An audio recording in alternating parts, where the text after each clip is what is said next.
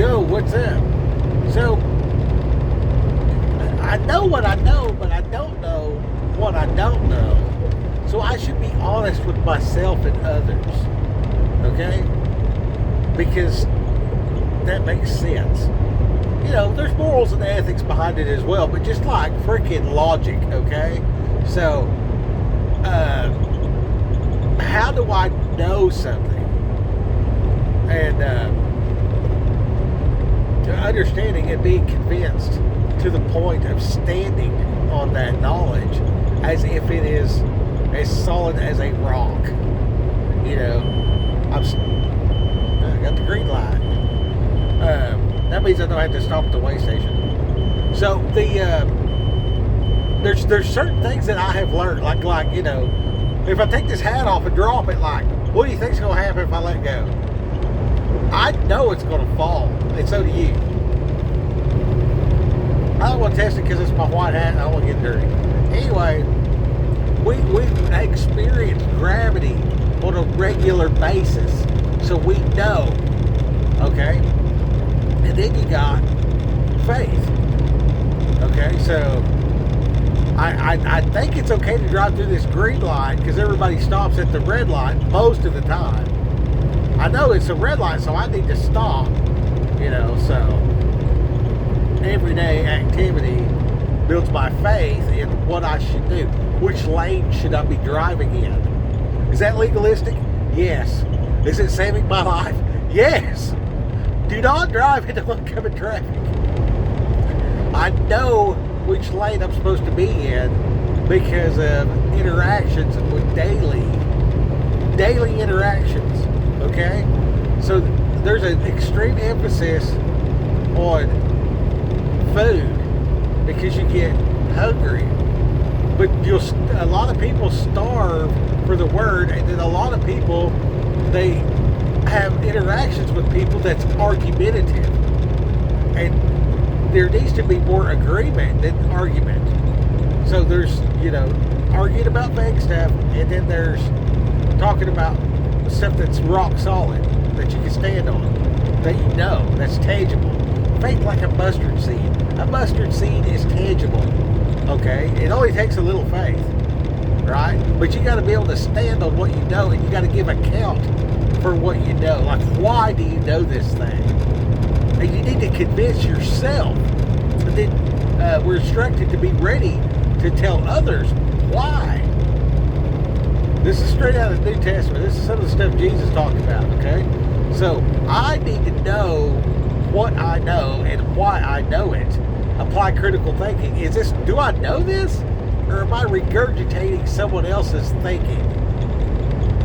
And no matter how much I love them, no matter how much I growed up with them, whether it's my best friend, my dad, the preacher, the whatever, the butcher, the baker, the candlestick maker, everybody's got an opinion. Okay, cool. And some of them are right, some of them are wrong, and there's depth of right and wrong as well. And then there's circumstance. So you really gotta know. And you're only going to get that through daily interaction with Bible study. That's the only way you're going to get squared away to the point where you know, and you know that you know, and you can explain it. And that's really the goal. I mean, it really is. It really is. And before you want to have a big debate about gravity, you know, shift your looking to gravity. What is it? Let's get a definition of that. Everybody experiences it every day. Some people more than others. Sorry. I did not mean that as a fat joke, but it's funny, okay? Anyway, I'm a little more dense than others. Yeah, but muscle's more dense than fat. So, hey, maybe you outweigh me because you're tougher than I am. So, you know, there's depth to truth. Well, when you look at what gravity is and try to get a clear definition of that, you'll realize these scientists don't know what the hell they're talking about. It's actually pretty amazing that something as much as, like, you know, what was that Newton guy? The apple hit him in the head. He's just sitting there and something hit him in the head. He's like, why did that just fall off? Sir Isaac Newton, the laws of physics. They still don't know what gravity is. There is not a clear definition of gravity. There's a lot of speculation. Okay, and as you look at gravity, and you see the difference between actually knowing and speculation, yeah, it's a big deal. And all observable, what they call it, observed science, repeatable, observable, every bit of that is them figuring out how God did stuff. You know what I mean? So I'm not a monkey's uncle. You know what I mean? But I might have similar, building blocks, because like the builder, made everything. You know what I mean? If I have a tendency to make brick buildings, I'm still going to use 2x4s in the wall, even though the facade is brick. I use steel framing, but the same measurements for how far apart the studs are, depending on load. You know what I mean? Probably 16-inch on center.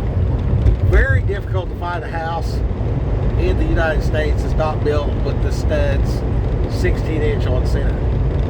And why does it? Anyway, this is too long. Rock Hill. Oh, what's the ratio? What's the ratio?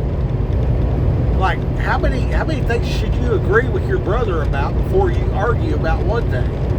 I think it's 7-1. I think it's 7-1 because I've heard. Now, I don't know this, but I've heard 7's the number of completion or whatever. I don't know all that stuff. And I'll tell you if I don't know something. By the way, small sidetrack here. If I don't know something, I'll say, hey, I don't know. And if I say I don't know and you know, feel free to put that in the comments. See, you can send these things to people that might be blessed by these as well. I just started this new channel. I wanted to walk in a newness of two. But that's a great question. What is the proper ratio for agreement with my brother before we tackle a divisive point? Should we agree on 7 different things and then discuss a topic that's like of contention? Should we lay that groundwork of you're my brother and we're still going to be cool after we get done discussing this? Are we adults? Are we mature enough? I think by the time you discuss 7 topics that are basic, obvious, and everything, then we can just move on to something else that might be more contentious. So, I think that's a good, solid way of doing stuff. All right, Rock Hill. Go get them.